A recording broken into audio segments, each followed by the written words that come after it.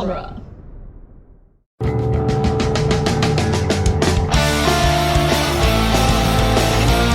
In the world of Hollywood, movies get greenlit and redlit. They get remade and rebooted. But we are the Ideal. I'm Sam Gasch, and you are listening to Ideal Remake. Thank you for listening to Ideal Remake. We take movies that either have been, will be, or should be remade and talk about what the ideal version of that remake would be. And I have a resolution for us. And that's that we gotta cut smoking, or we'll never make track next year. So, Dianne, Sam, is The Outsiders a movie that has been, will be, or should be remade? I don't think it will be. You don't? I think it's too dated, and the novel is so iconic that to try and update it, I mean, we're going to do it, and it's going to be fun, but I think to actually try and update that novel will have a total sense. You won't get the fan base in. Because they still read the novel today. It's not like a novel went away, like Gone with the Wind. It's too racist for people to read. She's still selling like 1 million copies of that book a year. Or something like that. Okay, that's fair. Sam, what do you think? Yeah, I agree. I think everything that Dianne said, for me, it was fun to hypothetically remake it, but I think in hypothetically remaking it, I found that I just want it to exist like this in my head forever, and I'm not sure that it would actually be able to be remade today. We gotta stay gold. Stay gold. Yeah, that was fun learning about the origin of that line. So it sounds like you both read this book in middle or high school or whatever. Yeah. Yep. Cool. I didn't. And so watching this movie was my first exposure to this story completely. And so learning that the expression "stay gold pony boy" is said from the mouth of a dying child was really something. See, it's funny because we watched in I think it was 7th grade. We read the book and then watched the movie because that's what you did when it was cool. Course. So we had that preparation, but I'm now just imagining experiencing that for the first time. Because I'm vaguely aware of the line. I didn't know that "Stay Gold Pony Boy" was from The Outsiders. I just kind of casually heard it in different contexts. I'm like, oh, this is what "Stay Gold Pony Boy's from. Cool. What? I mean, I remember reading the book. I remember seeing the movie. I remember reading all of her books. And I remember being surprised when I found out that she was a woman. I was like, oh my God, that's awesome. Mm-hmm. But it was one of those things from my childhood. But not even that. Kids are still reading it today. They read a quote from C. Thomas Howell where he was like, kids still want to date Pony Boy, and they're freaked out when they find out I'm 51 years old. That's funny and adorable. He was 15 when he made the film. Yeah? Yeah. I mean, it seems like he was. He was. But, yeah. It's, so, there's the joke answer of, well, it has been remade because the director remade it. He went back in and did a different version, which I learned about yesterday. And it turns out is the version Dianne watched. And I learned about that today, right before we recorded. Yeah. I learned that out while we were watching and then went, no! And then watched it anyway. Because this movie's long. I'll be honest, I didn't love the movie. But I think this movie has such brand recognition, and it's such a name, and it's like, well, everyone's read this book, therefore they'll want to go see the movie, which is exactly the sort of corporate producer decision that means that I think it will be remade.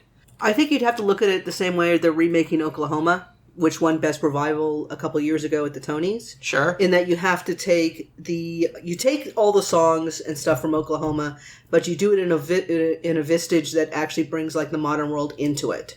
So you'd have to do something like that with The Outsiders, and that's just going to take a lot of work because this is so dated.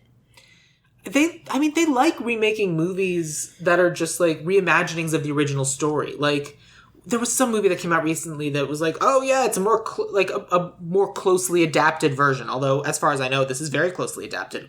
I don't know, but yeah, and we're obviously going to do it a little bit different. But times change, so how do you tell that same story but through a more modern lens?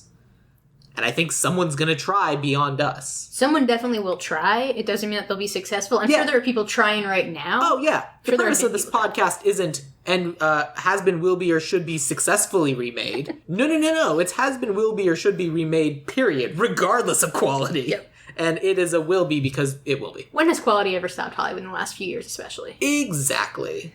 I think this one's just going to have the problem with the source material being known to pretty much every child in America. Yeah. That is an interesting point. A lot of the things that they're remaking are not well known to people. They don't have the brand value. But here, everyone's reading The Outsiders still in school. Totally. Everyone is. Not everyone, excuse me, most people. Yeah, lots of people. I've definitely had conversations, and because I've been asking people, like, did you read it? Did you read it? And, like, it's a mix. A lot of people read it in middle school or high school, and a lot of people are like, no, what is it? It depends on the school. Depends on what they want us to be reading. I guess it's not required reading in Arizona, but what can you say?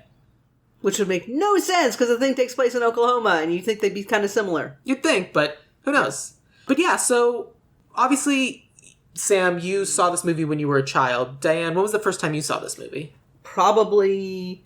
Actually, I don't remember. So I saw this way back when. Got it. It's just like one of those like deep things I saw. Brain. Okay, fair enough. I'm trying to remember how we picked this movie, and I think we picked this movie because you were both over looking at my DVDs, saw that I owned this movie on DVD, and then I told you that I'd never seen it. That sounds right. That sounds right? Sounds about right. Okay, yeah. Cool. And then together we went, we should do The Outsiders. And that is how the story goes. It was a beautiful moment. It was here pretty we great. are. Yeah. It was touching. So then let's start here. What are some of your favorite moments from the movie as it exists? Because this movie is such a cultural mainstay, apparently, we're not going to do a walkthrough of it. I might ask Dianne if she has any idea of what scenes got put back in the movie. But let's just start with, what are the things you like about this movie as it exists? I like the relationships between all the boys. Because, quite honestly, they're all on the verge of tears half the time. They're the saddest greasers I've ever met in my life. And they're so sad. And they just keep crying in each other's arms. It's just very nice and somewhat homoerotic. But, Somewhat? Yeah. And they're all shot so beautifully. And then and then I just remember being traumatized when Dallas dies. You see Matt Dillon shot down in the middle of the street. And he's, it's traumatizing. Yeah. It's traumatizing. And then you see... I remember the fire sequence looked both fake and good at the same time. Uh-huh. But I remember always being fascinated with how they did the burns on Johnny's body. And Ralph Macchio all sort of burnt up. Yeah. I just remember going, that's fascinating. And I was like, I am such a doctor's daughter. and I always did like the sort of like the scene of the drive-in. That sort of instigates everything. But sure. I really did like the drive-in sequence. Sam, what do you think? I agree. I mean, I think the relationship between the boys is kind of... They're the saddest greasers, but also in a way, they're these really kind of emotionally evolved young men for people who are very immature. Like, the world has forced them to be almost this, like, fake, naive, like, macho, and you're kind of seeing beyond that. And I think it's interesting because it is based on a book by a woman, and it was a screenplay by a woman, so you definitely have, I think, the lens of these, like, emotionally evolved young men who are just in this world that is against them. So I think that's definitely my favorite part that still kind of sticks out, and that's what I remember liking about the original book. I think it's gorgeous. The thing that sticks with me about the church scene is I can't figure out why the kids were in the church, but that's a conversation for later, I think. But I also like the moments where you see the older men talking to the younger men, and when you see, like, especially the older boys talking to the younger boys. No, I'm actually talking about, like, when there's the scene in the hospital when Pony Boy, and I think the guy's name is like Jerry or something. The character's name. The teacher who didn't go back in, or the principal. Yeah, yeah, and he basically confesses everything to him, and he's like, "You're still a hero in my book." And it's like this. It's like the one moment where everything else outside the world may be against these people, but here there's like this intergenerational understanding of like what it is to be a good person no matter what the world calls you. Yeah, that's reasonable. I like those things. I like that message. I did not like the drive-in movie theater scene. I agree. I apologize because that's not, yeah. So there were a lot of aspects of this movie that kind of hit me in the same way that The Goonies hits me. And I've seen The Goonies a couple of times now, and I simply do not like it. And I think part of the reason that I don't like it is the same reason that I was a very quiet, unhappy child. And that just, like, being in a situation with a bunch of children screaming over each other, just trying to be heard, just makes me so deeply uncomfortable. And this was just that, but they were slightly older, of just, like, shouting over each other and not listening to each other and just saying what they wanted to say regardless of what anyone else around them wanted them to be. That stuff drives me nuts, because that's never been who I am as a person. And so that very much was like, she said, leave her alone. And then he doesn't. And then that just keeps happening for another 5 minutes. Here's the thing. I thought that Diane Lane was like one of the stronger characters in the movie, but I deeply disliked every scene she was in because they were so slow. And then you get to the very end of she's talking about just like having to deal with like just like these obnoxious guys all the way through and like, but I appreciate you, Pony Boy, you actually listen to me. Anyway, I sure hope I never run into that Dallas guy again, because if I do, I'll probably fall in love with him. And it's like, what the fuck?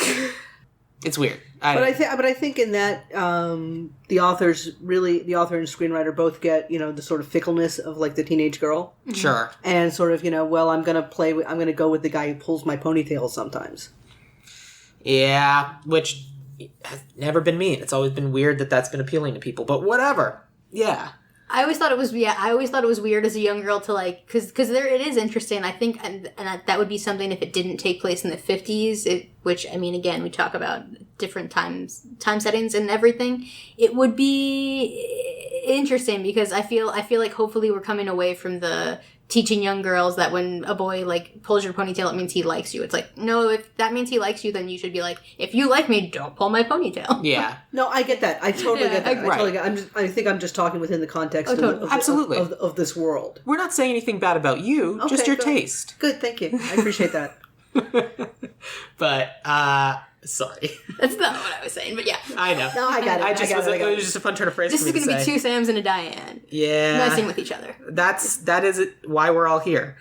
But yeah, for me, the things that I liked in this movie were kind of similar to what Sam said. I liked, and what Diane said, I liked the vulnerability of these characters. I like that it's boys who aren't afraid to have feelings. Or the ones who are afraid to have feelings, it's showing that they still have feelings and they're just doing what they can to bottle them up. Like, the strongest moment, I think, with Dallas, which was a character I did not like, was the scene where he was like, yeah, you're just gonna have to start dealing with all these different things are gonna go wrong, and you just kind of have to learn to tuck and roll and harden yourself up a little bit. Don't go to jail. Jail will make you too hard, and it won't be fun for you. And the moment where, like, they show up and they're like, Dallas, we need help, and he's like, great, here's what we're gonna do. It's a bad plan, but he does help the best way he can. And I like that they're doing that. There's Dallas and Daryl were the weird ones for me. And like Dallas was just like kind of all over the map. And then Daryl was like kind of seemed like the bad guy until things went wrong. And then he just like had a big character shift, which I'm not saying isn't possible. But anyway, I'm talking about things I liked. I'll come up with something. Okay, so not much. You said boys with feelings. Yeah. Boys with feelings. I like Boys with Feelings. I understand that it was a novel's worth of material squeezed down into 91 minutes, or in Diane's case, 2 hours. And I understand that makes things kind of feel rushed, which they did feel. It kind of felt to me like we were just taking these big, long, beautiful shots to really absorb the beauty of the moment and the era. And then just they take a step somewhere else and something else would be happening. Like, I felt like the time spent in the movie was spent establishing the cinematography, and not enough time was spent building up to the moments that needed to happen. Because they're literally just driving home and it's like, I guess we gotta go stop this fire. Which I guess you can't really build up to that, but I don't know. It's a conversation we need to have because I don't know how to fix it yet. It kind of feels like that airport, like, sidewalk thing where you're like moving, you get it out and you're moving really fast, then you get off and like you have to readjust yourself. Yeah, a little bit. Kind of like they never. I get that because it's like the feeling of it would like ramp up to the scene, and then all of a sudden you would feel like, okay, it's beautiful, but I need a little bit more of the story. Yeah, like there was definitely some really cool shots. Oh no, there were some beautiful shots, but I think you got to think about the entire span of the story in both the book and movie is about a week. It's true. That's fair. It's about a week. So it is a very fast-paced story. It doesn't really... And the book itself really doesn't have a lot of flowery language or a lot of description. It just goes bam, bam, bam, bam, bam. Mm-hmm. You know, it's like scene, scene, scene, scene, scene. I mean, she was 15 when she wrote the damn thing. Wow. Was she Cherry? No, I don't think so at all. I think she was... more like a Marsha, maybe. Yeah, more like a Marsha, or right at the outskirts of everyone. And she sort of... I think she was more like the person who observed everything and sort of watched everyone moving all their pieces around. Sure. And then wrote that down. I mean, she did a good job. Definitely clearly. Marsha. Marsha, who we all recast. For sure. Oh, no, I did actually. I didn't. But... I had enough problems finding Cherry. I have a Cherry. That's fine. We'll come back to that. Yeah. For our purposes, when we get to it, I think we'll end up making this just a much less white cast. But the important thing is, I don't know. So let's Diane, you watched the extended. This is Francis Ford Coppola doing things that are closer to the novel, like making it the novel cut is what he called it, right? Well, he called it the complete novel, and he did it because his granddaughter said you left parts out. Okay, so what parts had he left out? He left out, and this is just what I read, and I didn't go back and watch the original version because I just couldn't do 3.5 hours of The Outsiders. That would have Fair. been too much. Just couldn't do it. So tell me, when this movie ends and begins with Ponyboy walking out of a movie theater. I think so. That sounds right. That sounds Okay. right. Yep. As he walks home, he's jumped by a bunch of the socials. Oh yeah, that doesn't happen in our version. Okay, so he's Yeah. jumped by the socials, and he gets held up by knife point to his neck and cut. I don't remember that. I do remember them running. I remember the Socias bother. No, it's the Greasers, because the Greasers leave the movie and then they they're like, "You kids, what are you doing in our lot? Give me those cards. Have you ever played 52 card pickup?" Yeah. Pick them up. Okay, but that's get out of here. Dallas. That's Dallas and They're the Ponyboy and instigators. Johnny. But that's what I remember at the beginning. Okay. That's about 15 minutes after my movie started. Okay. So I get this whole beginning sequence, Ponyboy and his brothers, and everyone rescuing him from the Socias, and then them chasing the Socias off their property, and then Ponyboy sort of getting comforted because he's really shook up and everything because he just almost got knifed, and he kind of got knifed and he's bleeding. And do we see Johnny get his scar? No. Okay. You never see Johnny get his scar. You just hear about it. You hear about it. Got it. You hear about it. There's a sequence where Johnny's family's fighting. I don't know if that's there. No, I mean, you hear it from the outside, you don't see it on the inside. Yeah, Okay. It's more like he gets home, he says, "This is what happened." It's like, well, what are you doing? Well, I don't want to deal with this right now, and I'm going to go sleep in the park. Okay, so that's the same thing. Do you get any of the courtroom sequences at the end? Not really. No, but I kind of remember that, I think, from the Book. Yeah. Yeah, the book. so- And I think I might have watched the original. Now I'm like, wait, we might have watched the director's cut back in 7th grade. Yeah. You couldn't have. Oh, Because the director's cut didn't come out until 2018 or something. Oh, then never mind. Wow, I did not really? see that in Yeah, 7th no, grade. way back when. Oh, wow. Way back when they did the 25 or 35 release, he did a director's cut and a Blu-ray of it. Wow. But anyway, so there's a whole courtroom sequence with this. There's I think some extended stuff in the hospital. There's probably a little bit of extension when they're at the church, when Johnny and Ponyboy are at the church. Probably a little bit longer on that. Basically, any sequence that was in the novel that Coppola shot that his granddaughter realized wasn't in the movie, he put back in.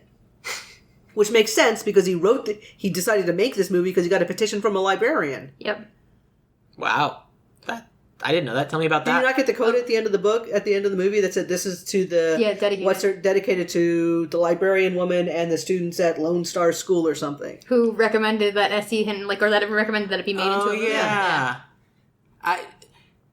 Some movies are stickier in my brain than others. This isn't one of them. But now that you mention that, I do remember that. Well, what makes it interesting is at the time, Zoetrope Studios was in complete disarray because he had just made One from the Heart and lost a shit ton of money. And Coppola had tried to do his own film studio. Good for him. But it wasn't working. Mm-hmm. And he was losing money hand over fist. That's too bad. So he made this movie for cheap, like $10 million total. They made it on the fly in Oklahoma, and it was a huge success. And then, while he was shooting this one, about 2 days after he stopped shooting this one, he shot Rumblefish in the same locations with Matt Dillon and Mickey Rourke, also an S.E. Hinton book.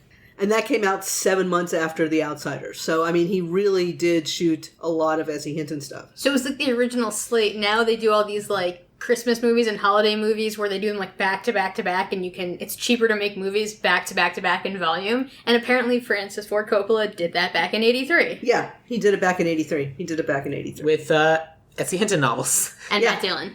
And Matt Dillon. And he didn't even pay her the amount of money he promised her. Oh. What? Because he was so broke. Oh. He's like, here, play a nurse in the that was her option fee. Her option fee was her. Oh, was she the nurse that was taking care of Johnny? One of them. Yeah, but she was also the one who goes. I think she's actually the one who goes into Dallas's room and says, "Stop it and behave," kind of thing, and gives him shit. Yeah, I forget. I know that there's 2 nurses, and I believe she's the older one. She's the older nurse. So she's the one who goes into Dallas's room. So they gave her. Yeah, they gave her a pretty good role. That's good. Hopefully she saw some residuals. Hopefully. We can all hope. I mean, let's face it. She's selling, she's probably doing fine. She's just fine. Yeah. Her books have never gone out of print. No. They're still being read. Yeah. She's just fine. But yeah, okay. So, what do we want to do? I think our first question needs to be, when do we want to set this movie? What is the time period we want for this movie? Because we can set it in the 50s and we can still have it as greasers and socias, but at the end of the day, it's poor people versus rich people. Yeah, I think that was where my head was going. It has to be poor people versus rich people. But and we could still set it in the 50s, but I was thinking if it's Oklahoma, then we could take into account maybe also the Black Wall Street and the massacre that happened there, and maybe bring in a little bit more history that's not complete whitewashing of history. Okay, good. I agree with that. I definitely...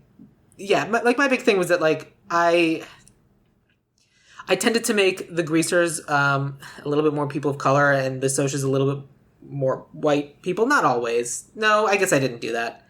I'm going to cut that out because I didn't do that. Here's my... I was going to say, there's not really a lot of socias to cast. It's pretty much... there's one soc to cast. There's two of them because one of them talks to Ponyboy in the car. Yeah, so there's two socias, yeah. Yeah, I cast Cherry's friend, Randy, or some soc or whatever, and I think that's about it. You got to cast Bob, because Bob's the one who killed... Yeah. Bob's the one Johnny kills. Oh, I have a Bob, guys. I have a Bob. I do not have a Bob, because I didn't know that guy's name. And Leif Garrett, pop star Leif Garrett. Yeah. Cool. That's coming a right-wing... Oh, yeah. You mean a soc went right-wing? Weird. Yeah. So weird. Okay. But literally, what I'm trying to get us away from, actually, is walking into that path. Because I feel like you're talking about the outsiders. You don't necessarily want it to be, the libs versus the whatever. And, I feel like if we bring it too modern, that's just what it's going to be. Yeah. So, I kind of feel like it still needs to be the 50s. But I feel like we kind of... make it a more colorblind, ethnically diverse 50s. I think we do that. I think that's actually the way to go. You make it a more ethnically diverse 50s. You also bring some of the social mores from today into the 50s. Absolutely, yes. And you make it to where it resonates with today's youth, but you also don't screw a lot with the source material. Yeah, because otherwise they're not going to see it. Right. Well, I mean, they're children. What do they care about the source material? Have you ever heard of the people who watched The Fault Within Our Stars or The Fault with Our Stars? They went bonkers when they changed shit in that book. I did not know that. I just knew that, who's his face, the writer, was, on set, John Green. And it's John Green was okay with this, so it's probably fun. No. All right, fair enough. Didn't know that. That'd be a movie for us to talk about one time. Anyway. It is interesting. I'm just going back to this because I think that you take it a more colorblind, inclusive version because in Oklahoma, I think you have rich people and poor people of all backgrounds, and I think it's, to me, I ended up making the greasers really inclusive, and I gender swapped some people too, and I worked on that because it's tough with you think about like a fight, like people who are at the end, they kind of all just throw down, and I wonder in the 50s, again, if we're doing colorblind, maybe we're being gender blind as well, and saying just to be open, people aren't afraid to take girls too, because girls can throw punches. Yeah. I mean, I genuinely, wasn't even thinking about the fight because, if any, the fight's kind of the thing they talk about the whole movie, and then it kind of just feels like this big nothing. I'm sure it's a bigger moment in the book, but for me, as, it was just oh, it's this big cathartic moment. They punched each other for a little bit, and then the socias ran away.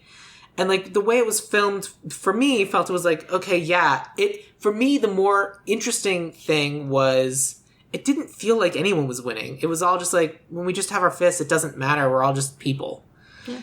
And that was more interesting to me. And then just the socias were the ones that ran away first. So the greasers were the ones that were we won. And I'm did you though? I mean, okay. And maybe the socias were just scared of the rain. Sure. But they showed up in some really nice clothes to roll around in the mud. Right, but that is actually my point. They had it in the rain and the mud, so by the time you're done, everyone's covered in rain and mud, and you don't know who's what. That's the more interesting thing for me. Everyone's the same. And, because they kept talking about, well, none of us really want to fight, but we also don't want to lose. And I feel like that's the interesting thing of just, I was expecting, again, knowing nothing, of, especially, this whole journey that Ponyboy goes on, and we finally get to the fight, and, he literally, it's these two people about to throw down, and he just, steps in the middle and goes, what are we doing? Do any of us really care about this? This is just, stupid posturing. That's what I was expecting to happen. And then when they actually got into a fight, I was all right, cool, I guess.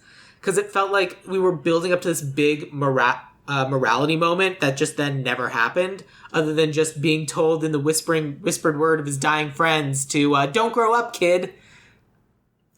Stay gold like the sun. Stay gold like the morning. Or the morning, yes. Okay. Which is basically what Robert Frost's way of saying, don't age. So here I am, a year or so older than you, and dying. Don't ever age, because this will happen to you. Anyway, blah. I found it interesting that when Dallas dies, they run after the cops going, don't shoot, he's just a kid. Yeah. And that's one of the first, to refer to Dallas as a kid, when, you see him basically in this bar, you think of him kind of as an adult. He's not. He's just a kid like everyone else. Correct. In this show. So here's my question for you. Was Dallas already dying? No. I ask because he robbed that store, and when he robbed that store, he held the guy at gunpoint, and then as he's leaving, the guy shoots, and Dallas puts his hand to his stomach, and it comes away with blood.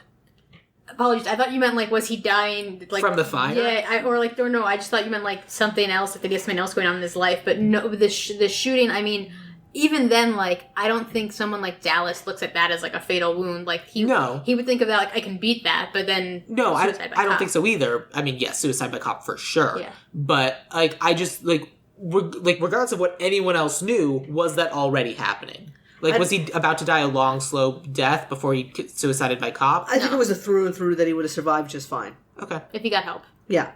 Fair enough. If he'd gone to the hospital and gotten help. Or even found, some greaser backyard doctor or something. He's going to sew him up with razor wire or something.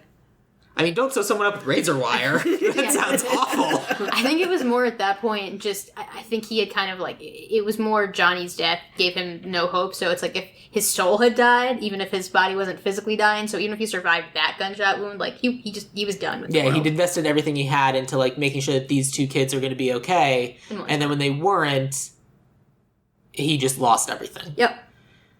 Which is interesting. It makes him compelling in a way, but I still don't like him. There's not much to like about Dallas. I mean, he's not a very likable dude. Yeah. Except for that he shows up when they really need him. Yeah, he shows up when they need him. Yeah. He's completely there for them the second they say we need help. Yeah. Yeah, which is good and compelling. Yeah. And that's what makes Dallas compelling of at his core, he's a good person, but he's but I've been ruined by the way the world treats us. And that I think is an interesting argument because it's he at his core he wants to be a good person. He wants to believe that there can be good people. But he's not really willing to fight for it because he doesn't see anyone else fighting for it. And he's just well, whatever. It doesn't really matter. Just have fun while you can. Woo, I'm Dallas. Who shot Dallas? It's going to be a mystery for years. It was the cops. Anyway, I'll make jokes. It's a good joke. Is it? Not really. No. So I still think 50s, but 50s, modern perspective 50s. Yeah. What else do we need to do? What other ways do we want to represent, colorblind casting, more gender diverse, more gender diverse? What other things do we need to do to adjust the story without changing the story to make it more modern and appealing to a modern audience? I think you need to not shoot it like it's a Hallmark postcard. Ooh, shots fired. It's very pretty. It is. It's very pretty, but I don't think it would adequately reflect the kind of story we're trying to tell. Because they would do this and then, you'd have these, beautiful shots of Ponyboy and Johnny against the sunrise. And I'd be like, mm-hmm. Yeah. And it honestly looks like they were still images with, a painted background. Yeah, it's who's the famous painter? Norman Rockwell? Yeah. It was Francis Ford Coppola doing a Norman Rockwell. And it, to treat the characters, and I think you gotta shoot it more personal. I was going to say, it's a lot of wide shots, and it would be there would be close-ups, but you would need more close-ups or more two-handers, is that what you're saying, or two shots? Or I mean, it feels like they only do close-ups when someone's, in deep pain. Yeah. When someone's, having a moment and, expressing things. I understand that you have to do that during the moment, when you show the golden light, because it's literally leading to the most famous line in the book. But you don't need that in every scene. But, yeah, you don't need that in every scene. And you don't, and because if anything, it should be unique to that moment. Can I ask, the one that bothered me, the owl? The shots, they kept cutting to the owl in the barn or in the church. And I mean, if you got a well-behaved owl, just as a person, I would film an owl, but I wouldn't put it in my movie. But that's the thing, is it would fly off and it wouldn't really make sense. And I thought there was going to be Was in the extended cut? Was there Oh something? yeah, there was an owl. But was there a bigger purpose to the owl? No. Okay. It was just a really angry owl. It was literally Johnny going, "What's that?" and Ponyboy going, "It's an owl." And then it's there later too. Yeah. Anyway, it was. Okay. Did you guys get the raccoon? Yeah, Yes. Johnny woke up in the middle of the night thinking someone was trying to break in and get after them. It was just a raccoon scratching the wall or Oh something. no, Ponyboy goes, "There's a monster Yeah. outside." That's it. Yeah. And it was a raccoon. It was a raccoon. What about the rats crawling around on all the debris that they left on the floor of the church? Did you guys get that? I don't think so. I don't think. Oh, we so. had rats. Great. Or I blocked it out. Yeah. had Yeah, I don't rats. specifically remember that. Cool. That's fun for everybody. I love rats. Yeah. No. Yeah. But, yeah, so, like, I feel like, yeah, so I agree, but that's cinematography. That's less story. But I think in this story, cinematography is also key. I didn't cast a new cinematographer, Neither did I. but I think it is something to consider in the look of the film. Yeah, I mean, that's what I considered when I was doing my director. Same. But we'll get to that, and I'll have a conversation about why I chose my writer and director pairing that I did. But I think what we also need to do is so this is a separate thought. One of the other things that happened in this movie is that Ponyboy kind of has this nostalgic memory of his parents, of like, oh, there they were these lovely people, there they are on the picnic, and then it's just a train hits a car. Right. That. Yeah. That was fucked. Yeah. I'm sure that's like what happens in the book, but also don't do that. And also, It doesn't track well. it doesn't track well, and it's also so abrupt. Yes. But again, you kind of have to answer the question, why are these boys alone? Because Johnny has parents, even if he doesn't like them and they're horrible to him and they beat him up and all this other fun shit. But Ponyboy, Dallas, and Ponyboy, Daryl, and Soda Pop are alone. Right. So you which have is- to answer why these boys are alone. Well, that was the crazy thing for me of like, we have these parents who were treated as like, as this fuzzy, warm memory, but then they also named their kids Ponyboy and Soda Pop. And Daryl. Like, Daryl, we ran out of good names. He was first. He It was was after first. that they went. Yeah. No, I know. Yeah. Daryl, we ran out of good names. I guess we better make some up.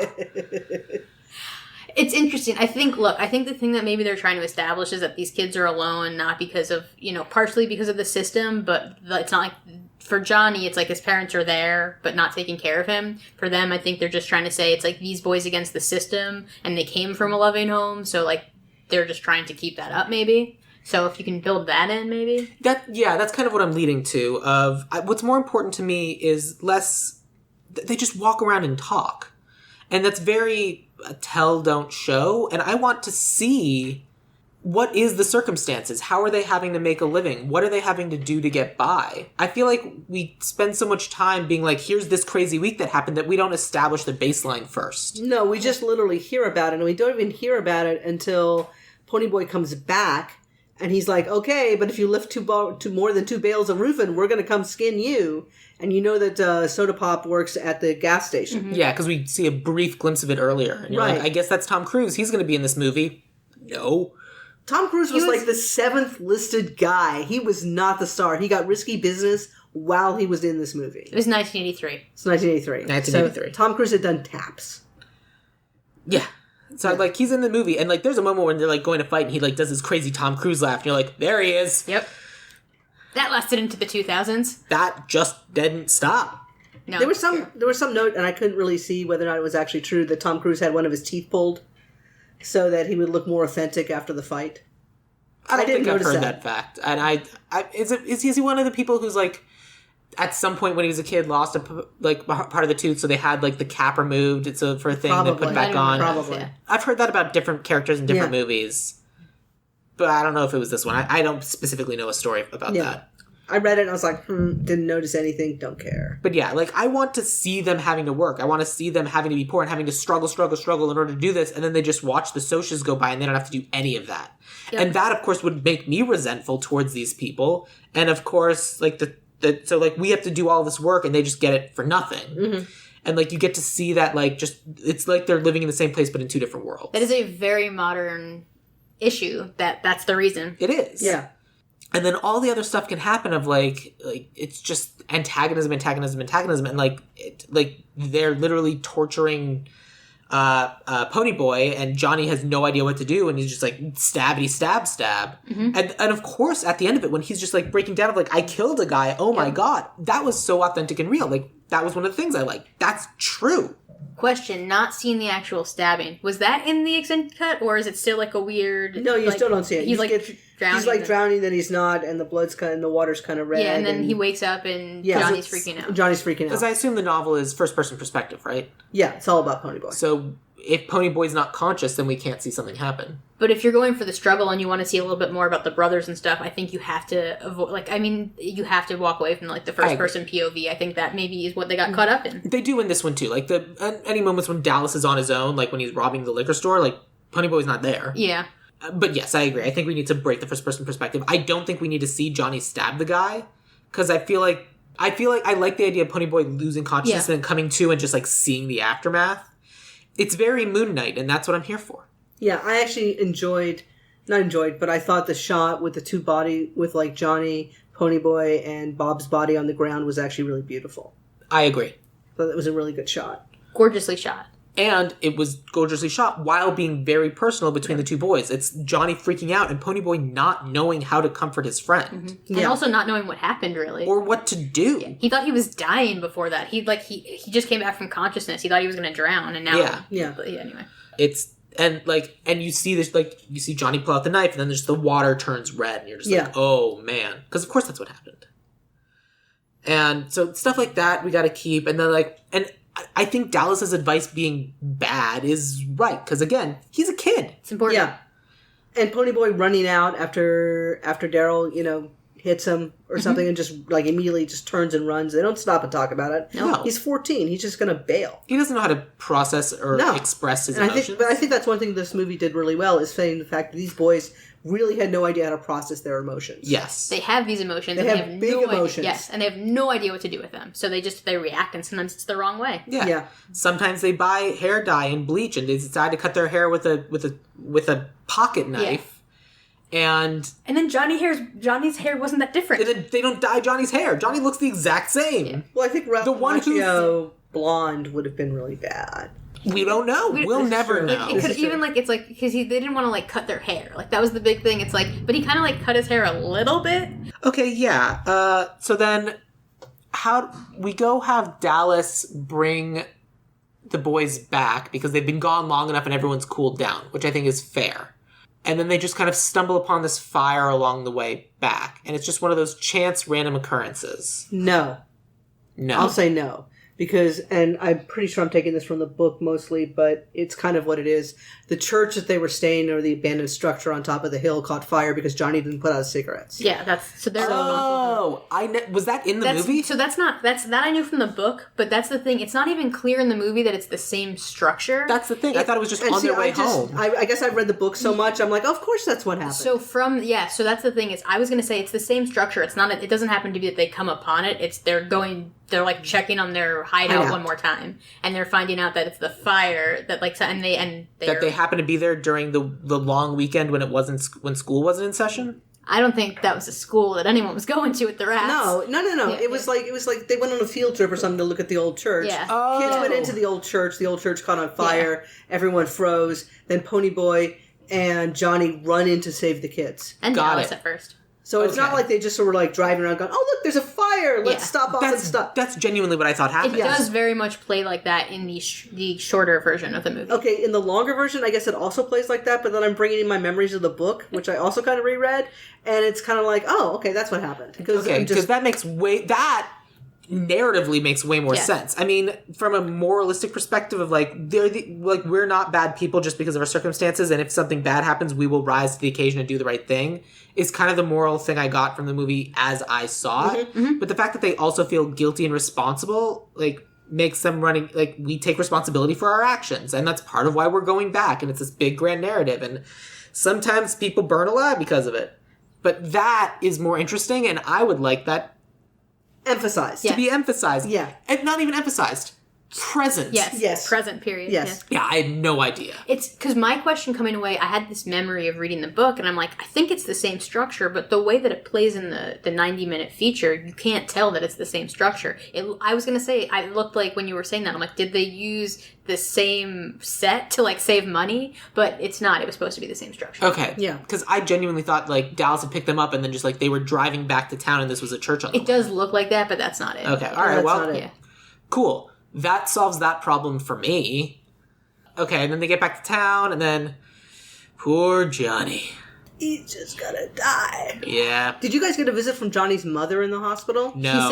He says no. They say your mom's there, and he says, I don't want to see her. And then Okay, sends her mom away. shows up. And he freaks out. You actually see mom getting hauled away by a nurse. You in don't my see version. that, yeah. Yeah. Yeah, in our version, Johnny's like, I don't want to see her. She's just going to tell me that I'm making a scene. I don't want to see her. I don't want to see her. And then he passes out. Yeah. Okay, he does that in my version, but then also you get a sequence after that where drunk mom is there, the nurse is trying to pull her away, and Two-Bit is like, you're a drunk, you're a horrible mother, get the bleep out of here.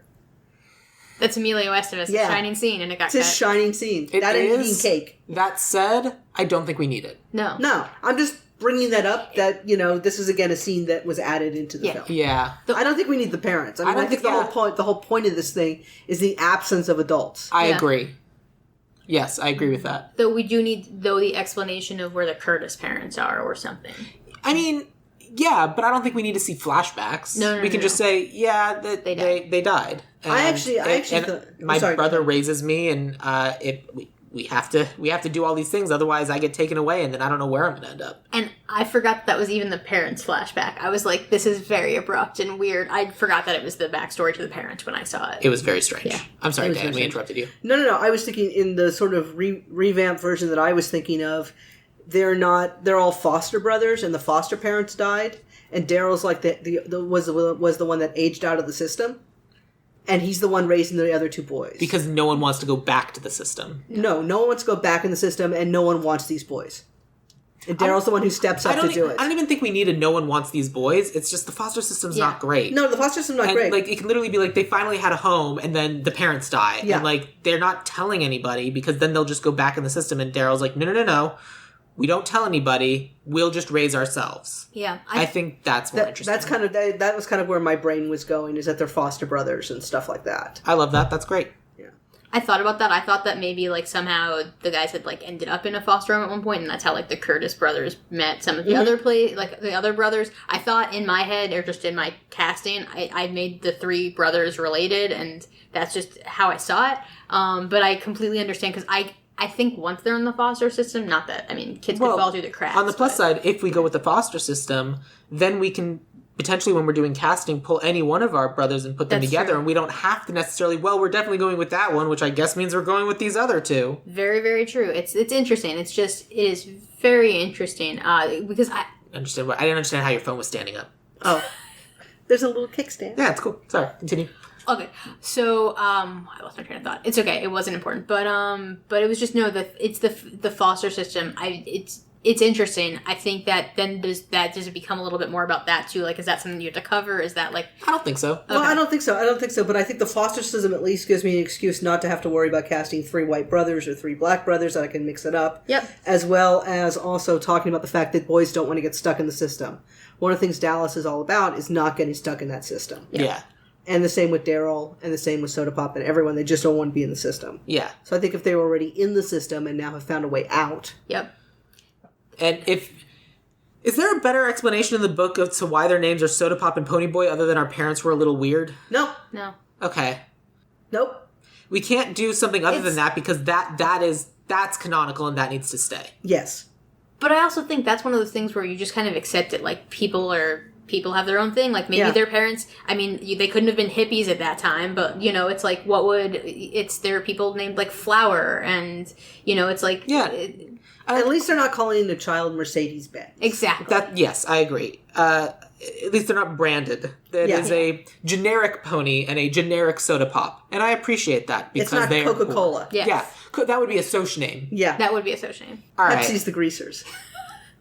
I mean, I would say RC Cola is the greasers. Okay, Or there we Tab. go. What about Tab? I mean, Tab's not around anymore. But in Yeah. the 50s.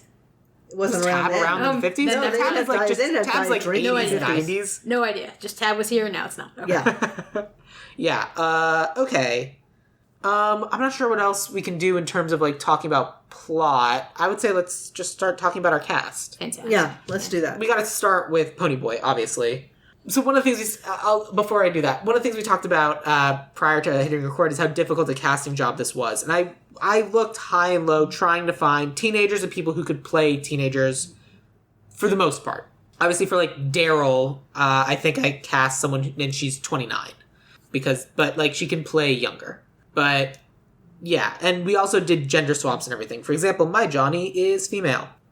So with that in mind, dear listener, this was hard, and you can't just cast the kids from Stranger Things because they're not kids anymore. No, they're in their 20s mostly. Yeah. Except for a couple. But anyway, Ponyboy Curtis, I cast an actor named Isaiah Russell Bailey, who, that's the thing. Most of the people I cast you're not going to know because they're young and haven't done all that much. Isaiah Russell Bailey is mostly he was in something called Family Reunion. Is that on Netflix? I've never even heard of that. That was like, I think that was like, wasn't that may have been based off of, like, no, never mind. I was thinking, like, are we home yet? Never mind. He's, I don't know what channel it's on. It's a TV series. Yes, it is on Netflix. And he's a lead in it because he's in 35 episodes. But everything else he's in, it's an episode here, an episode there, an episode here, an episode there. How old is he? He is 15. Okay. Okay. I'm sorry. Continue. Okay, I cast a kid named Jackson Robert Scott from Lock and Key. I have him on my list. He's only 13. He's my question was, is he too young? He's about 14. Okay. He's close to being 14. I have him as one of my people. I thought since Ponyboy is actually 14, why not get an actual 14-year-old to do it? That's a wild notion. I will say I was between him and Ian Armitage, who plays young Sheldon, and also had a fantastic part in Big Little Lies, where you got to see more of his dramatic chops.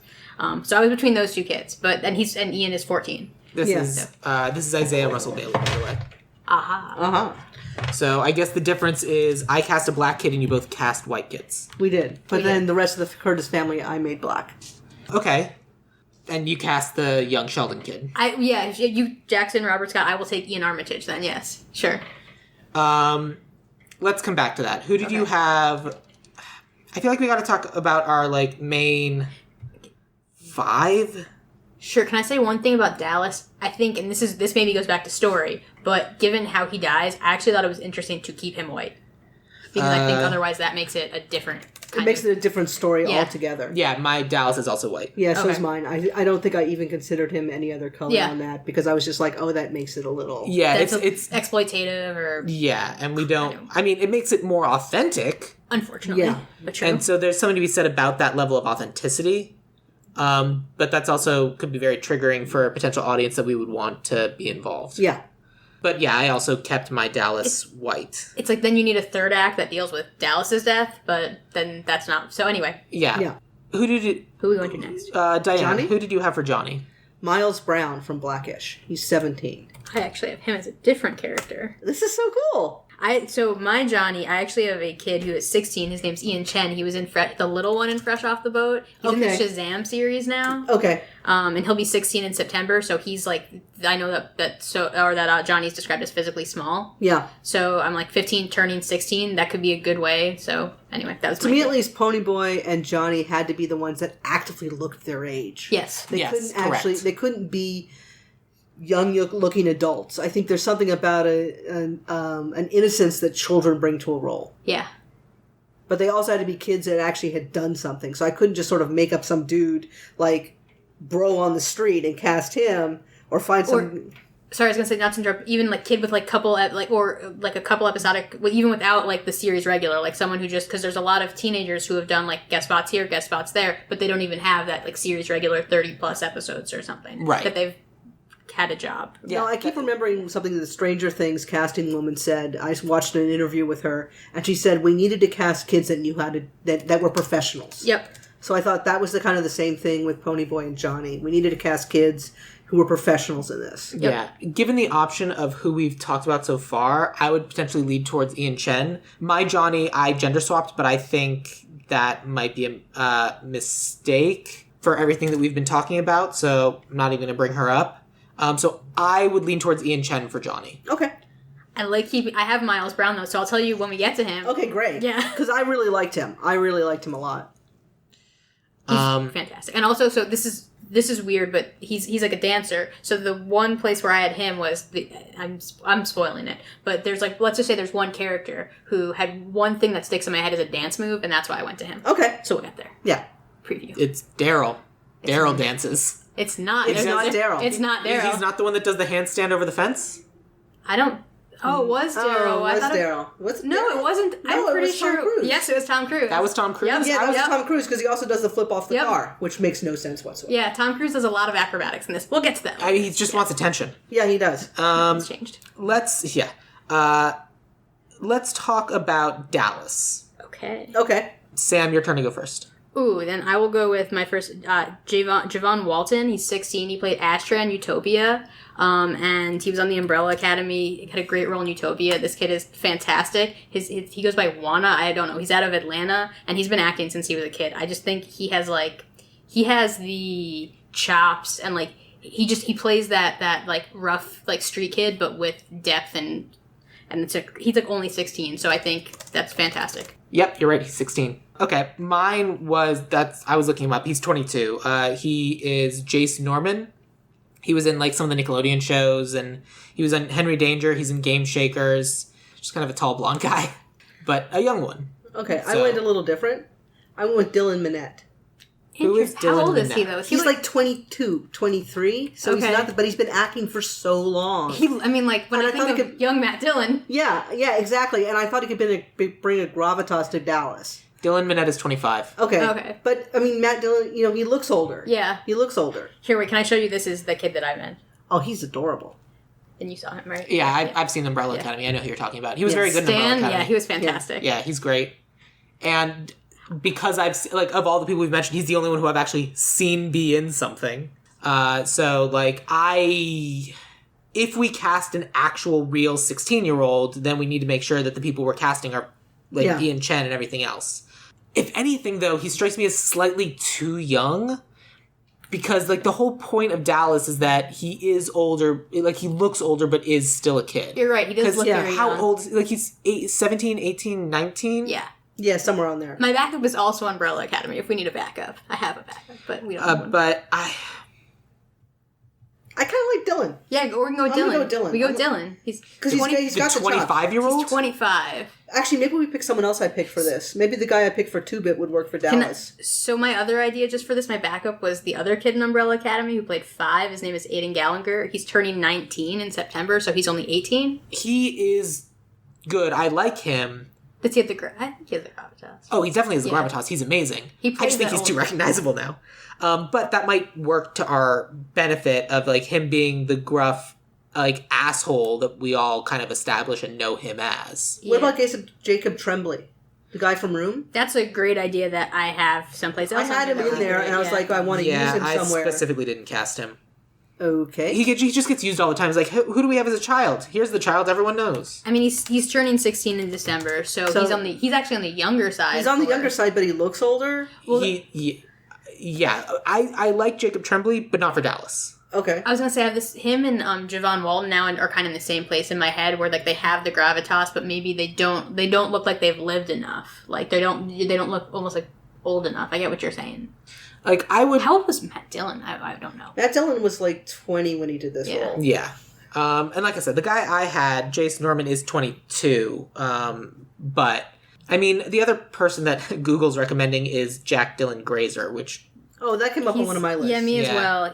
I have him somewhere down here. He's 18. Yeah, he'll be 19 in September. Yeah, he'll be 19 in 4 days. I have that note here. I was like, he's almost 19. He did a really, the thing is, a lot of his stuff is more comedic, but he was in that Timothée Chalamet movie, Beautiful Boy with Steve Carell. He's also in It.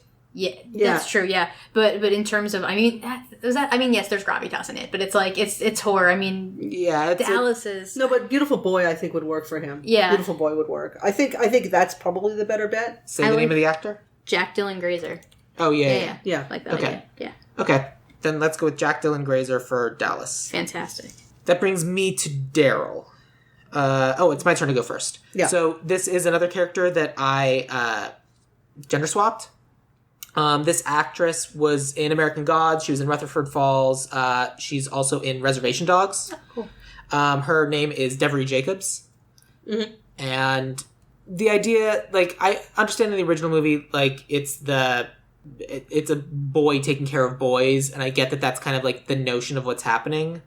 But we have two women. One of them's Cherry, and one of them's Cherry's friend, and that's it. And we gotta have some other women in here, I think.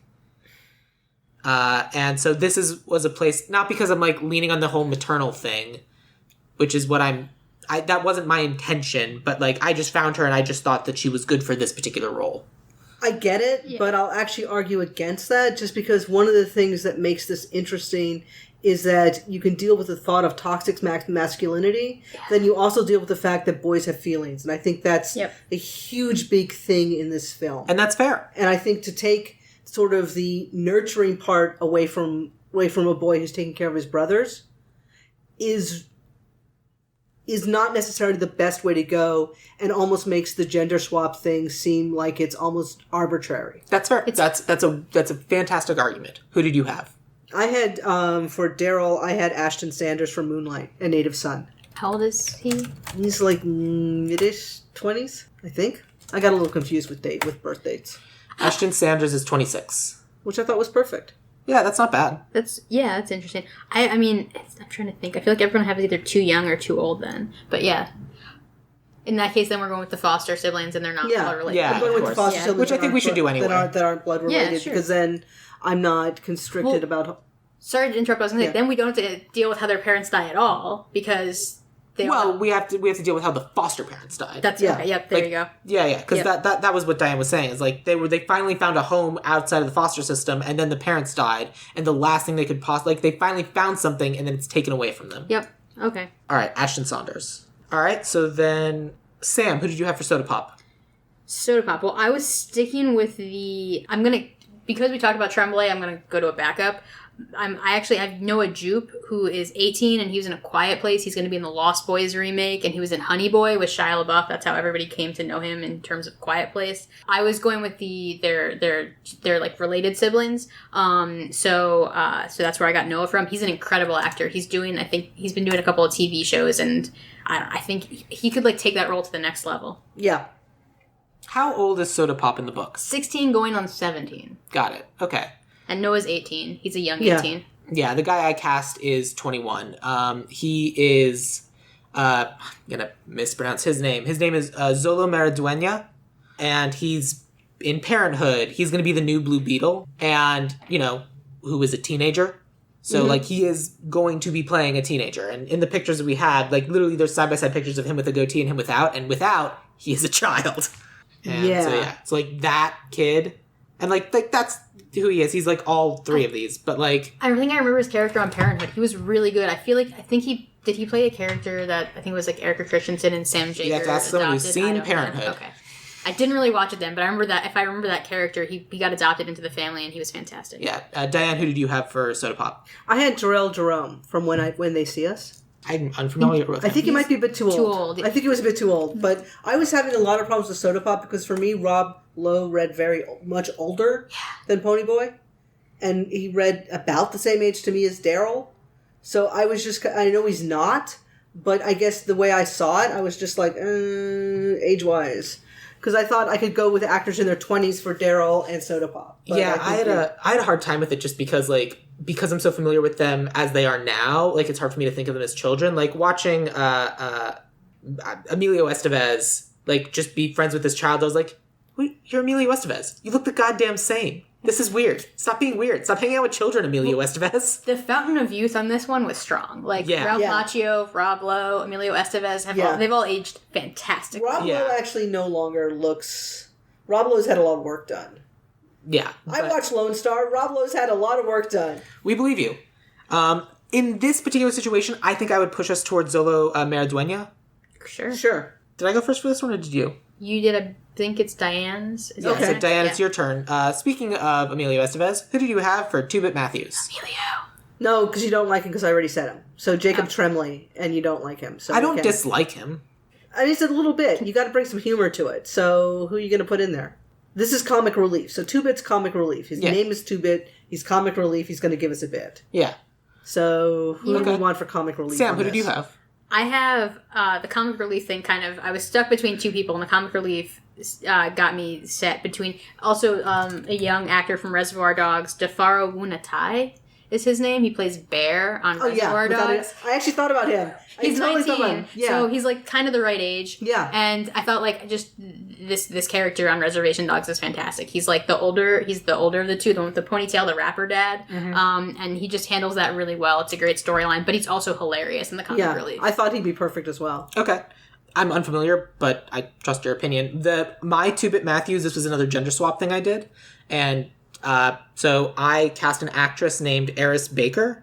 She's in This Is Us. She's in Alexa and Katie, Casey Undercover. She's like Disney School of Acting kind of thing. Like comedy things and doing Disney Nickelodeon stuff means she can do comedy stuff. I understand not wanting to gender swap. Daryl, how do you feel about gender swapping 2-Bit? I don't mind. I don't mind it. But I'm trying to think of the reason to gender swap other than let's just gender swap.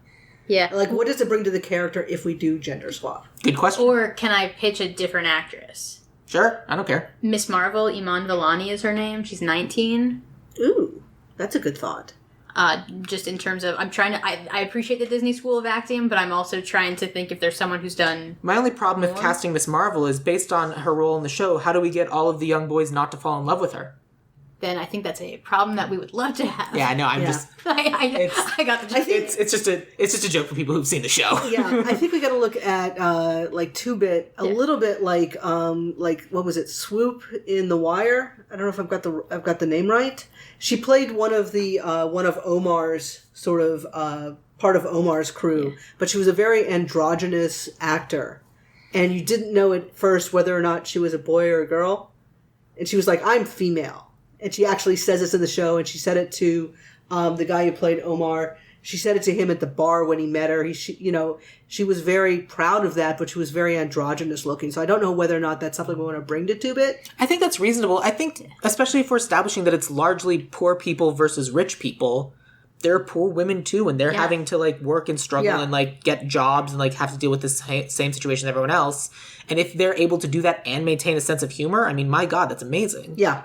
So I would push us to either Eris Baker or the 17-year-old or the 19-year-old. I was going to say, I have 21 feels too old, right? Because I also have a 21-year-old actress. I have 21 is a little too old. I was going to say, I basically made a huge Cherry Marsha grid that I'm just now like, anytime. Anyway. Yeah. All right, so let's do Eris Baker then. Okay. All right. So then the next actor I have... I don't even remember who went first.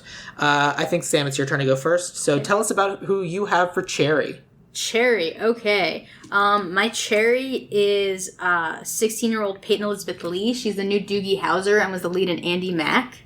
And she's actually like a teenage actress, which I think is cool. That is cool. That is really cool. And I think that she has a couple of different, she also the Disney school, but just like Andy Mack, if you don't know the show, was basically about a like young girl who finds out in the pilot that her older sister is actually her mom and her parents have been raising her even though she was their grandkid, and kind of like this new family and how she figured out she was a child, and now she's the new Doogie Howser, which is awesome. So that is my Cherry. Yeah, I think she's great. I cast her as Cherry's friend. There you go. So I got nothing against Peyton Elizabeth Lee. Yeah. I think that's actually probably better than mine, which is Amanda Steinberg. Oh, Amanda Stenberg. Amanda Stenberg, I think. Yeah, from The Hate You Give. How old is she? The 23-year-old? Yeah, she's too damn old. Was she? I'm trying to think. Like, I remember she was the kid in like something, but it was she was in The Hate You Give, which is when I saw her. I'm trying to think. Oh no, she was in The Hunger Games. That's what it was. She was a little girl in The Hunger Games. She was Rue. She was Rue in The Hunger Games. She's great in The Hunger Games. When did that come out? I was gonna say that's in my head. She's like that age would have been great, but that was like 15 The years Hate You ago. Give was actually pretty good. Incredible. Yeah. But yeah, I think unfortunately she's probably a little bit. I think y'all's choice is much better. I haven't said what my choice was. What is his choice? What is your choice? My choice is an actress named Marseille Martin. Oh, fantastic! She from the young girl from Blackish. She has now. I had her, but I realized she has a production company is doing like all of her own stuff. So I feel like she's not going to join like anyway. Ensemble cast. Yeah, ensemble cast. Yeah. You never know, but I mean, she's 18. Yeah. She was the little girl in Little. She was in Blackish. That's who I had. Job's a job. You're getting to be in The Outsiders. The real question is, would she be willing to dye her hair red? Oh, that is. I didn't think about the See, red and I hair. thought Cherry's name was actually unbelievably problematic. Yeah. So, I mean, yeah. Because her name was Sherry, but they called her Cherry because of her hair? Yeah. I don't know. For some reason, Cherry just hit me the wrong way. Well, But that being said... We can call her Sherry. That's her name. I mean, the whole point is that they call her Cherry. Because the whole point is you want to pop that cherry. Is that the whole point, Diane? Yeah, I really do think so. I think she's sexualized in that. I don't that's interesting. know. Was that term even around at the time? Okay. I think. I'm gonna check after this, but it wouldn't surprise me. Yeah. Well, it definitely was around. I feel like when the book was written. Maybe not. Maybe not. I don't know. I felt Cherry as a name is very problematic, so I wouldn't mind going back to Sherry. Yeah. Because I think that way we can cast whomever we want in the role. And we're not... Worried about hair color. Yeah, we don't have to... I didn't even think about I hair can tell you that term wasn't around in the 50s. Okay, so we're not using it. Thank gosh. Let's just call her Sherry and let's say. call Oh, her no, Sherry. I'm wrong. I'm sorry. We're Poppy still- One's Cherry is found in the 1970s and is principally used of women losing their virginity. Yeah. I don't know. This is weird. This dictionary entry takes a turn. Yeah. It took a turn for the bad. No. Confusing? It's unclear as to what time period it originated in. Yeah, it's like, because Popping One's Cherry is the 1970s, Lose One's Cherry is different. The cherry is the representative of the virginity. Yes. Yeah. To me, at least, Cherry in The Outsiders represents the unattainable Virgin Mary. And that's why everyone is going for her. Yeah, I think that's the part of it that I'm happy to Avoid. Yes. Yeah, no, I know that. That's why I'm like, I'm this agreeing name is with problematic. you. Totally, I'm agreeing Yeah. with Great. you. Okay. Her good. name's Sherry. Her name's Sherry. But Marseille Martin. Or Well, did either of you cast her friend? I No. did. Who'd you have? I have Daphne Keane, who is the lead in His Dark Materials and was little Logan. She's 17. I love Daphne Keane. They I think she's honestly, amazing. I mean, she could also be Cherry. yeah, Or Sherry. that's the thing. And then you're Peyton Elizabeth Lee as Marcia. Anyway, or you could have Marseille Martin as. Yeah, I mean, she's 18. Get that Which math is wrong. fine. Sherry, excuse me, Sherry. could be a senior. But here's the thing. Now that you've mentioned Peyton Elizabeth Lee as Marcia, I can't stop seeing Peyton Elizabeth Lee as Marcia. And Yeah. now, I mean, Daphne Keane is so strong, and Yeah. just I would make Daphne Keane our Sherry, and then keep Peyton Elizabeth Lee as the friend, Yeah, if that's okay. yeah, for sure. and I believe she is an English-Spanish actress, Phenomenal. which is cool. Yeah. Her dad was in His Dark Materials with her, which I think is cool. Yeah, I mean, that's really and also cool. she was in Logan, where Yeah, she she was- speaks exclusively Spanish. Yes, she was the young. I mean, she was just such a badass. She's young X-23. Wolverine. She's Yeah. so good. Yeah. Yeah. And if anything, I think that's interesting just as a character's perspective of in the 50s, because I feel like what they bond is being poor is really tough to grow up. It's also really tough growing up being a woman in the 50s. Mm-hmm. And you got to be tough either way. What I would love to see is a Sherry and Marcia scene. I would just love for them to exist. If we're gonna if we're going from the 90-minute version to the director's cut version, what I would like is more of those scenes, especially Of the two of them together. Because Yeah. right now the scene is the two of them getting out of a car because Bob was getting fresh because he was drinking and he promised not to drink around her. Damn Bob. And we need to get to him in a second. Bob is scum. And then then they go and they're hassled by Dallas, and it's just can't these two catch a break? Yeah. Yep. They will be more well-rounded, developed characters in this hypothetical. Yes. Yes. So here's a question. Did you guys have a scene at the end where Ponyboy's at high school and he says hi to Sherry or Cherry? No. And she disses him? No. No, That's so that was so in my that head. would piss me off. Well, Yeah, I mean, they it totally say it, does. but- It totally does. It totally does. Sherry in the movie says, Yeah. please don't take offense if I don't say hi to you when we're in high school. Yeah. Yeah. So what she does is he says hi, and she walks right past him and goes to her friends. So just to show the status quo hasn't changed. And then Pony's Boy's teacher comes up and says, hey, you need to write something, otherwise you're going to fail my class. And then he goes to write. And he goes to write The Outsiders. So we skip right. We don't have any of that preamble. You just skip to him writing The I Outsiders. think that it really diminishes Cherry's character. It really does. I think it does too. Yeah. Yeah. Especially because she was the one going around telling everybody Yes. that Bob is the one who started it. She Yes. was the one who was already. Everybody knows that I am the one who's breaking. And then to not do it when literally everybody already knew that she was the one going back and forth. Yeah. That's dumb. Yeah. That was a scene that felt weird. Yeah, we won't have that. No. Cool. I don't have Bob. Who do you two have for Bob? Okay, so this is where I was just enough of this. I'm just going to cast Stranger Things kids. So I made them both the Socias. I made two of the Stranger Kids the Socias. Yeah, I cast Randy Anderson or whoever the one in the car. Yeah. Okay, so I cast Bob as Caleb McLaughlin Interesting. because I thought that might be fun. I have him. So I had him in my my associates idea. I like him as the friend. I like Who talks to him? Randy. Yeah, Randy. Yeah. So then I had Gayton as Randy, so we could just switch those. Who's Gayton? Matarazzo. Matarazzo. Yeah.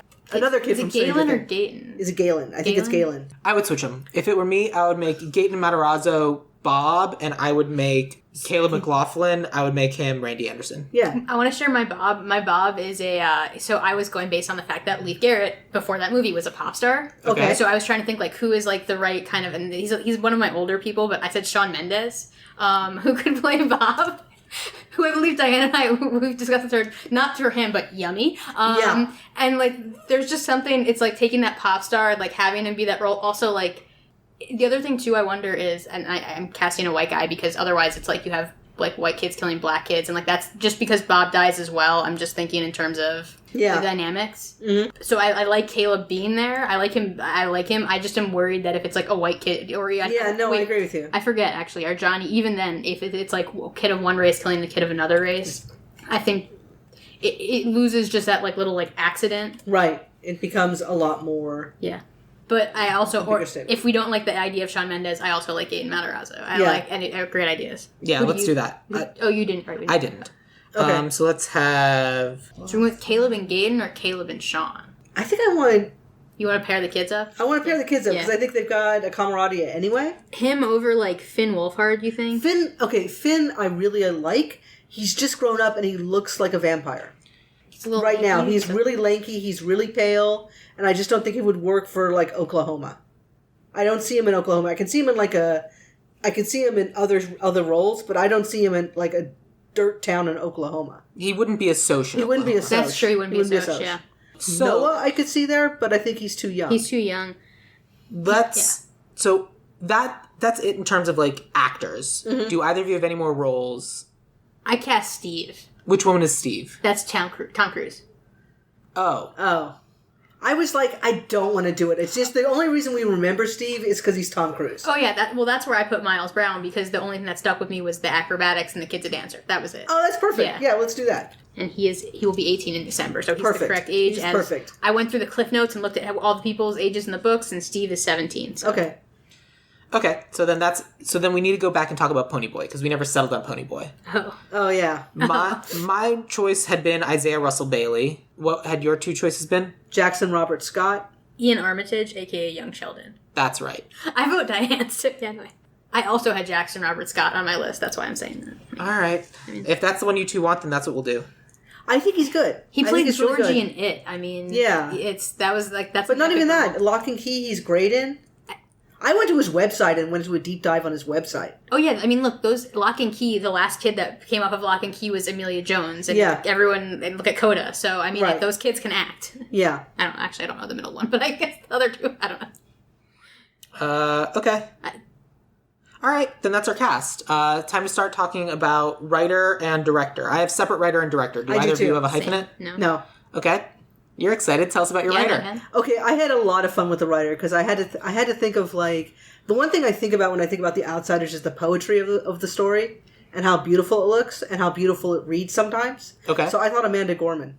Okay. What else has she done? Yeah. What an idea. Yeah. Wow. Interesting. I am unfamiliar with her. She's a poet. That's the thing. I'm like, she's not a screenwriter. She's not a screenwriter per se, but you want to say if you give her the structure, she can't write a screenplay? I'm sure she could write anything. About kids? I'm sure she could write anything. About kids today? Yeah. And about problems with youth and about updating a story from the 50s. About not necessarily updating a story from the 50s, but making a story about the 50s resonate today with today's youth. Yeah, and I don't think that because she's an LA native means she couldn't write about Oklahoma. I absolutely think she could write about Oklahoma. Yeah. I guess I'm saying Yeah. I thought about her. I thought about it for a couple days, and I was like, oh yeah. Okay, good. Then, all right, good. Sam, you're next.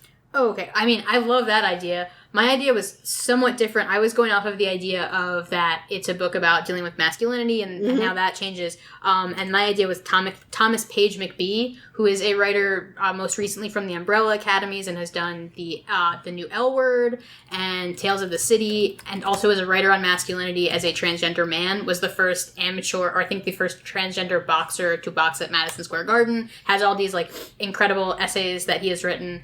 I thought that would just bring an interesting version of a definition of masculinity, somebody who's written about that. That's really cool. That's interesting.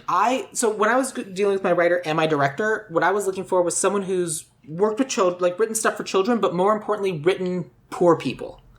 Because there are a lot of things that we talk about, like writing for children, and it's like clearly children in like a cul-de-sac or like country club kids, or what was that one with the kids from a few years ago where it was it was posted with the 3 kids and one of them had hordes. It was like the boys or Good whatever. Boys. Good Boys. And like stuff like that is usually just like somewhat more affluent kids. And so I was trying very hard to find people who've written and are conscious of lower class, lower income people. So I did that for both my writer and my director. My writer, for example, I don't know if either of you are going to know his name, but he wrote on Resident Alien, which takes place in a rural town. He also worked on The G Word with Adam Conover, which is about, societal issues. He wrote something called How to Be Broke. And, of course, Ninja Sex Party in the Mythic Crystal, which I put because it's a funny name. This writer's name is Biniam Bizuna. Not familiar, but interesting credits. You know what would be interesting? If we paired our two. That's what I really wanted to do. Because Amanda Gorman would have the voice, and your guy would have the structure, and put them together. Because The Outsiders was written with 2 people. I'm sorry, Biniam also was a writer on Dave. Okay. Oh, interesting. What credit or what level on Resident Alien, if you don't mind me asking, if we can find them? If they don't have a... He's a story editor. Oh, okay. Interesting. In terms of episodes, he did 11 of the episodes. It sounds like he's credited on 1 season. That's what that probably... Yeah. Trust me, I decipher IMDb. Yeah. I don't want it, I think it would be cool if we mixed Sam and my our 2 writers together. Sure, if that's what you I'm like. in favor of that. Yeah. Well, of course you 2 are in favor of that. No. It's not about winning on this one. It's just about voices. That's fine. It's my concern. My genuine concern is someone who is a bit of like a lower level writer. I don't know if they've. I'm just trying to think of it that way. So then before we settle on it, let's talk about director. Okay. Sam, who'd you have for your director? I have Taika Waititi, who I think is probably way too big, but yeah, and Taika Waititi I now use as a joke of like, oh, you want a director? Is it Taika Waititi? Are your writers Lord and Miller? Cool. Okay. So I apologize, but that is the most common suggestion for director. Well, my feeling was more that I had a bunch of the Reservoir Dogs kids in my cast, so I thought that he, like, again, just familiarity. Like I'm trying to think. I was thinking of I don't know if Coppola had worked with any of those actors before. Yeah, that makes sense. My feeling was if you have young actors, you want someone who's familiar with them. Absolutely, I completely agree with that. So that's where it came from. Yeah, that makes total sense. Dianne? Dan Trachtenberg. What is Dan Trachtenberg? Prey. He did the Portal short a couple of years ago. He did 10 Cloverfield Lane. Yeah. I think he's got a really cool visual style. I thought Prey was amazing, just focusing on this one woman and sort of her fight against a predator. Yeah. I know it's kind of action, but there is action in The Outsiders, and I think he's got a good voice with people. I think that's totally fair. Yeah, so that's why I picked him. My director I cast because he's worked with kids. He's worked with specifically kids who grow up in lower income neighborhoods. And he created a show called Reservation Dogs, which I don't know if anyone's heard of it, but this guy's name is Sterling Harjo. Yeah. Yes, I realize I've been saying Reservoir Dogs when I keep meaning to say Reservation Dogs. And I should just say Res Dogs because Res Dogs, yeah, go with that. Because, like, Reservation Dogs, I think, is honestly very similar in scope. I think if we're looking for a director to really, like, capture, like, obviously reinterpreting, like, Reservation Dogs is that story, but if we're looking for someone who's able to, like, kind of speak to that kind of story and deal with it, one that he did not write. I specifically did not want him to be the writer. Right. Then, if we go with your 2 writers, I would say we should have Sterling Harjo as the director. I think that's a great idea. Also, doesn't Res Dogs take place in Oklahoma on a reservation? Yes, Yeah. I didn't know that, but that's fun. Yeah, that is fun. I think you're great on that. Great. Tell me their names again, please. Mine is Amanda Gorman. And mine is Thomas Page, like P-A-G, McBee, M-C-B-E. Great. Love it. Is there anything I'm missing? I don't think so. Okay. I mean, I think the one thing we could have looked at is cinematography, But I think if we basically decide we don't necessarily want everything to look like a postcard, Yeah, that's then enough. I think we choose a director who's got a strong visual style, which I think Sterling does. Yeah. So I think we're good. Cool. All right, great. Then let me take you through our outsiders. Still outside and all these years later. 30 years later. 39. 39 or 39. 40 years later. Oh, shit. Ponyboy Curtis will be Jackson Robert Scott. Johnny Cade will be Ian Chen. Dallas Winston will be Jack Dylan Grazer. Daryl Curtis will be Ashton Saunders. Soda Pop Curtis will be Zolo Maraduena. Two-Bit will be Eris Baker. Bob will be Gatton Matazo. Steve will be Miles Brown. Sherry will be Daphne Keene. Her friend, Martha, will be Peyton Elizabeth Lee. Randy will be Caleb McLaughlin. And all of this will be written by a team of Amanda Gorman and Thomas Page McBee, and then directed by Sterling Harjo. That's Outsiders. You two gonna go see this movie? Maybe. I'll be honest. Yeah. I actually probably would. With those writers, that director, and those actors, I absolutely would go see it. I will watch anything that Amanda Gorman touches. Yeah. Yeah, there you go. So There. that works. Yeah. Cool. All right, great. Thank you both for making me watch this movie that I've owned for many, many years. It's about time. Better late than never. Hey, Yeah, at least it basically. wasn't the whole novel. Yes. That's true. At least it was the shortened version. That's Yeah. also true. It still felt very long. The important thing is, thank you both very much. It was Thank super you. fun. This It was is super great. fun. So now's the time for plugs and suggestions. So does anyone have anything they want to plug in social medias they want to talk about? I don't really have anything on social media, but I will say that in the cool thing, and I don't know if you want to talk about this, is you and I are going to a film fest with a screenplay we wrote together. Cool. And it's By a the time finalist this on there. episode comes out, we'll be back from that. And we'll absolutely know whether or not we won. That's true. And here's hoping we did. Darn straight. Yeah. If you want to find out more about Pirates vs. Ninjas, you can follow me at Sam Gasch on Twitter or follow Dianne at Dibster on Twitter. So yeah. Yeah. Sam. Not anything at the moment to plug, but I did recently, and I'm in the process of building a company called 93 Seater. I am actively trying to stay away from social media, which goes into the antithesis of building a company, but it's going to be a lot of storytelling development and working with writers to develop ideas and make projects closer to makeable. Great. Awesome. So go 93 Seater. Great. If you're interested in finding more about the podcast, you can follow it on Instagram or Twitter at Ideal Remake, or join us on Facebook at Ideal Remake or Ideal Remake Podcast, or look in the show notes and join me on Discord, the Dueling Genre Discord, where you can tell Sam, Dianne, and I what we did right and what we did wrong, and we'd love to hear your opinions on The Outsiders. Oh yeah, and I said I'm at Sam Gash on Twitter, SAMGASCH, and as always, I try to promote one of the other shows on the Dueling Genre Network, and this time I'm going to promote Geek by Night, which is the original scripted narrative podcast about a group of friends who suddenly and mysteriously get superpowers as they struggle to deal with the transitioning from their 20s to their 30s. It's a show about fandom, friendship, and growing up with all the comedy and drama that happens in the process. They promise they're going to be back for the final season very soon. I know they're working on it. They're constantly telling me they're writing on it, and it should be out very soon, but if you want to get caught up, now's the time. So, Sam, Dianne, I end this podcast the same way I end all episodes of my podcast. What is your favorite quote from the movie The Outsiders? If you smoke more than a pack today, I'll skin you. Because we shouldn't be smoking anyway. I'm super lame. I can't help it. Stay Gold Ponyboy is classic to me. I can't not. We just gotta find a dying child in order to say it, and it'll be perfect. That's the thing. It doesn't have to be about that. That's the beauty of the thing. It could be about a sunrise. Yeah. It could be. It could just be about a sunrise. It doesn't have to be about a dying child. It's not about who says it, but that is who says it. But also the context in which he said it. And think about it. This kid has gone through all of this. His life is ending much more prematurely than he wanted. And here he is giving his friend the best advice, as weird and bad and misgiven as it may be. He's trying his best. It's true.